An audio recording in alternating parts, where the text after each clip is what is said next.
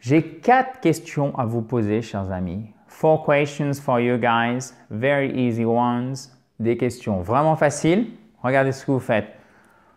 Vous comptez comme des points, 1 ou 2 ou 3 ou 4.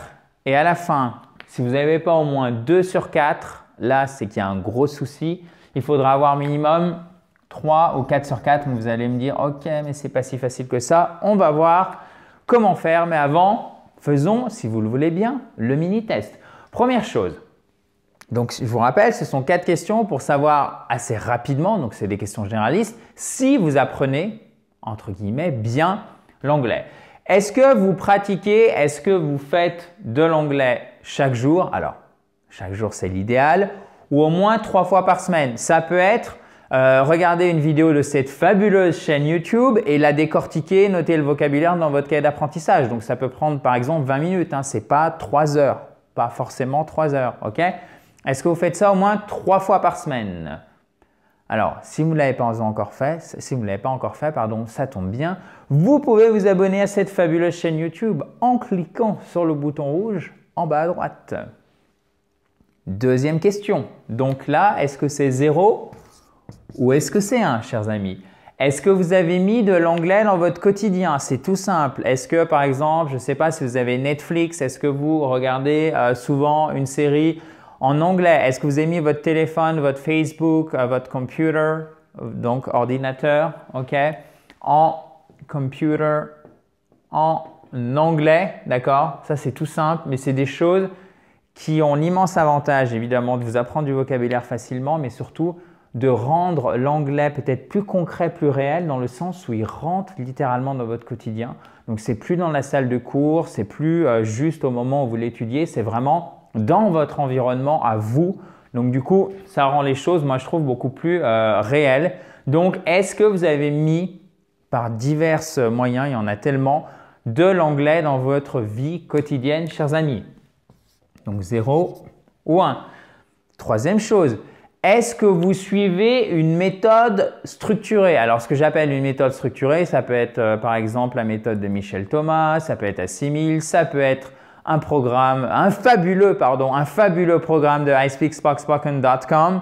Donc, ça évidemment, c'est hyper important. Pourquoi? Parce que si vous pratiquez beaucoup, mais si vous n'avez pas de méthode structurée, vous allez avoir du mal à comprendre vos erreurs, à les corriger facilement, notamment au niveau de la grammaire, des temps, de la syntaxe, donc par exemple l'ordre des mots. Donc c'est pour ça qu'une méthode structurée, de manière générale, quelle que soit la méthode, du moment où elle tient la route, c'est hyper important. Ok? Donc 0 ou 1. Et quatrième et dernière question, est-ce que vous corrigez, ok? Est-ce que vous corrigez ou est-ce que vous faites corriger vos fautes en anglais? Ça, évidemment, ce n'est pas par là où il faut commencer, à mon humble avis. Mais dès que vous faites de l'anglais régulièrement, il faut que vous arriviez, évidemment, à comprendre vos fautes parce que c'est de cette façon que vous allez appliquer tout ce que vous êtes en train d'apprendre, tout ce que vous avez déjà appris.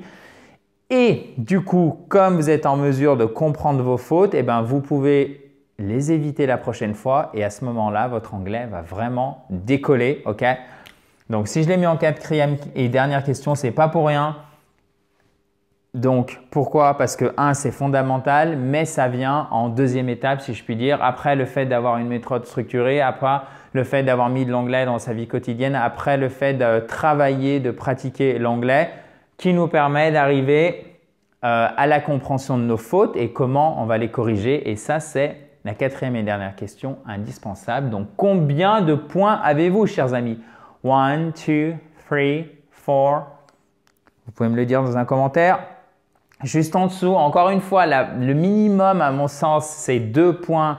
Alors, je dis des points, je ne devrais pas dire des points, mais en fait, c'est un barème dans le sens où ça permet de savoir où vous vous situez. C'est une mesure, mais ce n'est absolument pas là pour dire ok, vous êtes nul parce que vous avez 0 ou 1. Ce n'est pas du tout mon propos.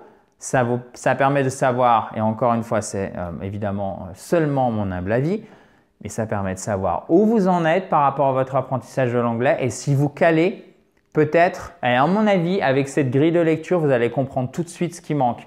Parce que par exemple, Si vous n'avez pas de méthode structurée, si vous ne faites pas corriger vos fautes en anglais et vous dites « Ah, j'arrive pas à progresser, j'arrive pas à progresser », bah là, la réponse, elle est à l'intérieur des questions même, d'accord?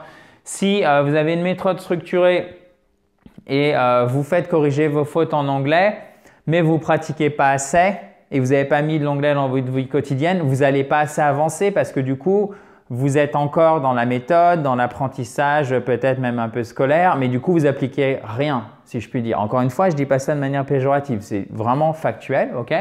Ce qui expliquerait pourquoi peut-être votre anglais ne progresse pas suffisamment vite à votre goût. Voilà, chers amis, donc je vous invite à faire ce mini-test. Avez-vous eu 1 point, 2 points, 3 points, 4 points? Vous pouvez me le dire dans un commentaire juste en dessous.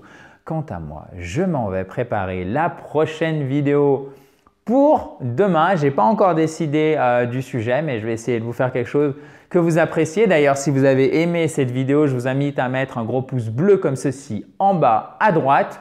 Vous pouvez évidemment aussi vous abonner à cette fabuleuse chaîne YouTube en cliquant sur le bouton rouge qui est juste là et récupérer votre kit complet pour vous mettre ou pour vous remettre à l'anglais. Pour ceci, rien de plus facile, vous cliquez sur le lien qui est sur ma tête, au-dessus de ma tête, pardon, si vous êtes sur Facebook.